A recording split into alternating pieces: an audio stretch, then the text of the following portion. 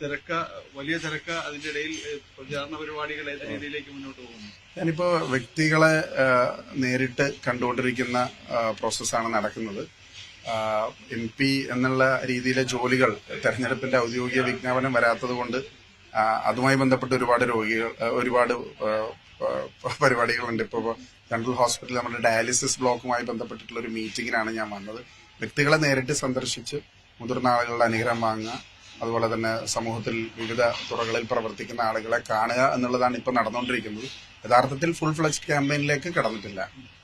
എത്രത്തോളം ഒരു ആത്മവിശ്വാസത്തോടെ മുന്നോട്ട് പോകാൻ കഴിഞ്ഞു? രണ്ടാമത്തെ ഒരു ടൈമിലേക്ക് വരുമ്പോൾ കുറെ കൂടി അത് മാറ്റുരച്ച് നോക്കപ്പെടുകയാണ്. കഴിഞ്ഞ 5 വർഷത്തെ പ്രവർത്തനങ്ങൾ ഏത് രീതിയിലായിരുന്നു, ആ മണ്ഡലത്തിൽ നടപ്പാക്കിയ വികസന പദ്ധതികൾ, അങ്ങനെ പല കാര്യങ്ങളും ചേർത്ത് പോകാനുണ്ട്. അതിൽ എത്രത്തോളം ഒരു ആത്മവിശ്വാസമുണ്ട് ഈ ഒരു ഓട്ടത്തിൽ? അല്ല, ഞാൻ വളരെ കൃത്യമായി പറഞ്ഞിരുന്നു. ഞങ്ങൾ രാഷ്ട്രീയം പറയുന്നതിനോടൊപ്പം തന്നെ കഴിഞ്ഞ 5 വർഷക്കാലം ഒരു ജനപ്രതിനിധി, ഇന്ത്യൻ പാർലമെന്റിലേക്ക് തെരഞ്ഞെടുക്കപ്പെട്ട നിങ്ങളുടെ ജനപ്രതിനിധി ഉത്തരവാദിത്വത്തോടുകൂടി പാർലമെന്റിൽ പോയിട്ടുണ്ടോ, സംസാരിച്ചിട്ടുണ്ടോ, വിഷയങ്ങളിൽ ഇടപെട്ടിട്ടുണ്ടോ, മണ്ഡലത്തിന്റെ വികസന പദ്ധതികൾ ഏത് തരത്തിലാണ് കൊണ്ടുപോയത്, ഇതെല്ലാം ചർച്ചയാക്കണം എന്നാഗ്രഹിക്കുന്ന ഒരു തെരഞ്ഞെടുപ്പ് കൂടിയാണ്. അതുകൊണ്ട് ഞങ്ങൾ ആ വികസന വിഷയങ്ങളും പാർലമെന്റിലെ വിഷയങ്ങളും എല്ലാം ചർച്ച ചെയ്തിട്ട് ഞങ്ങൾ ജനങ്ങളെ സമീപിക്കുകയുള്ളൂ. പൗരത്വ ഭേദഗതി ബില്ലടക്കമുള്ള കാര്യങ്ങൾ ഒരു ചർച്ചയാവുന്ന ഒരു ഘട്ടം കൂടിയാണ്. അതെല്ലാം തന്നെയും ഈ തെരഞ്ഞെടുപ്പിലേക്ക് വരും. അത് ഈ സാധാരണ വിഷയങ്ങൾക്കൊപ്പം തന്നെ അതെല്ലാം തന്നെ ചർച്ചയാകുമെന്ന് തന്നെ പ്രതീക്ഷിക്കുന്നു. അല്ല, ഞാൻ പറഞ്ഞല്ലോ, രാഷ്ട്രീയം കൃത്യമായി ചർച്ച ചെയ്യപ്പെടും ഈ തെരഞ്ഞെടുപ്പിൽ. ജനങ്ങളുടെ വികാരം പരിപൂർണമായി സർക്കാരിനെ വിലയിരുത്തുന്ന തെരഞ്ഞെടുപ്പാവും. പൗരത്വ ഭേദഗതി എന്ന് പറയുന്നത് ഞങ്ങളെല്ലാം നിരന്തരമായി പാർലമെന്റിന്റെ അകത്തും പുറത്തും ഞങ്ങളുടെ റെക്കോർഡ്സ് പരിശോധിച്ചാൽ അറിയാം അത് സംബന്ധിച്ചിട്ടുള്ള ഞങ്ങളുടെ ചർച്ചകളിൽ ഞങ്ങൾ ഭാഗമായിട്ടുള്ളത്. അതുപോലെ തന്നെ ഇവിടെ ഒരു ലോങ് മാർച്ച് എറണാകുളത്ത് മട്ടാഞ്ചേരിയിലേക്ക് ശ്രീ DK ശിവകുമാർ പങ്കെടുത്ത ലോങ് മാർച്ച് അടക്കമുള്ള കാര്യങ്ങൾ ഞങ്ങൾ ആ വിഷയത്തിൽ കോൺഗ്രസിന്റെ നിലപാട് വളരെ കൃത്യമായി മുൻപോട്ട് വെച്ചിട്ടുണ്ട്.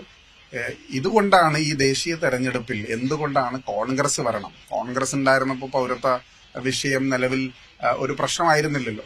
അപ്പൊ എന്തുകൊണ്ടാണ് കോൺഗ്രസ് വരണം, എന്തുകൊണ്ട് പ്രാദേശിക പാർട്ടികൾക്ക് മറ്റും വലിയ പ്രാമുഖ്യം ഈ തെരഞ്ഞെടുപ്പിന് ഇല്ല എന്നുള്ളതിന്റെ കൂടി ഒരു വലിയ തെളിവാണ്. ഇപ്പൊ തൊട്ട് ഏറ്റവും അവസാനത്തെ ദിവസം പ്രധാനമന്ത്രിയുടെ പ്രഖ്യാപനം കൂടി വരുമ്പോൾ നമ്മൾ ഗൗരവത്തോടു കൂടി തെരഞ്ഞെടുപ്പിനെ കാണേണ്ടതുണ്ട്. പ്രബുദ്ധരായ കേരളത്തിലെ വോട്ടർമാർ, എറണാകുളത്തിലെ വോട്ടർമാർ അത് കണ്ട് തന്നെ മനസ്സറിഞ്ഞ് വോട്ട് ചെയ്യും എന്ന് ഞങ്ങൾക്ക് പ്രതീക്ഷയുണ്ട്. സംസ്ഥാന രാഷ്ട്രീയവും അതോടൊപ്പം തന്നെ സംസ്ഥാന സർക്കാരിന്റെ നിലപാടുകൾ, പ്രത്യേകിച്ച് വികസന കാര്യങ്ങൾ ഒരുപാട് മുന്നോട്ട് പോകാൻ സംസ്ഥാനത്തിന് കഴിഞ്ഞിട്ടുണ്ട്, പ്രത്യേകിച്ച് എറണാകുളത്തിന് കഴിഞ്ഞിട്ടുണ്ട് എന്നൊരു ആത്മവിശ്വാസം പലപ്പോഴും മന്ത്രിമാരടക്കം പ്രകടിപ്പിക്കുന്നുണ്ട്. എങ്ങനെയാണ് അതിനെ കാണുന്നത്? അല്ല, മെട്രോ റെയിലിന്റെ വികസനം ഒരുപാട് വൈകി. ഉമ്മൻചാണ്ടിയുടെ കാലഘട്ടത്തിൽ നടത്തിയ മെട്രോ വികസനവും ഇതും തമ്മിൽ താരതമ്യം ചെയ്യാൻ പറ്റത്തില്ല. 2ാം ഘട്ടം വളരെ വൈകി. അതിന് കേന്ദ്രവും സംസ്ഥാനവും ഉത്തരവാദികളാണ്. അത് പാർലമെന്റിൽ നിരവധി തവണ ഉയർത്തിയ ഒരാളാണ് ഞാൻ. അതിന് വേഗം അനുമതി PIBയുടെയും സെൻട്രൽ ക്യാബിനറ്റിന്റെയും ക്ലിയറൻസ് വേണമെന്നുള്ളത്. അതുപോലെ തന്നെ റെയിൽവേ വികസനം ചരിത്രത്തിൽ ആദ്യമായി ഇത്രയും അധികം നോർത്ത് സൗത്തും തൃപ്പൂണിത്തുറ റെയിൽവേ സ്റ്റേഷനുകളുടെ ഡെവലപ്മെന്റ്, ഡബിളിങ്ങിന് അനുവദിച്ചിട്ടുള്ള, കായംകുളം എറണാകുളം ഡബിളിങ്ങിന് അനുവദിച്ചിട്ടുള്ള പണം, ഷൊർണൂർ എറണാകുളം വിഷയം, അതുപോലെ തന്നെ മത്സ്യത്തൊഴിലാളികൾക്ക്, തീരദേശത്തെ തൊഴിലാളികൾക്കുള്ള ഫിഷറീസ് ഹാർബർ, നാഷണൽ ഹൈവേയുടെ വികസനം, ഇതെല്ലാം ചർച്ച ചെയ്യപ്പെടുന്ന അല്ലെങ്കിൽ വികസനത്തിൽ ഞങ്ങൾക്ക് ചൂണ്ടിക്കാണിക്കാൻ പറ്റുന്ന പദ്ധതികളാണ്. ആത്മവിശ്വാസത്തോടെ മുന്നോട്ട് പോകുന്ന ഒരു സാഹചര്യം തന്നെയാണ്. തീർച്ചയായിട്ടും.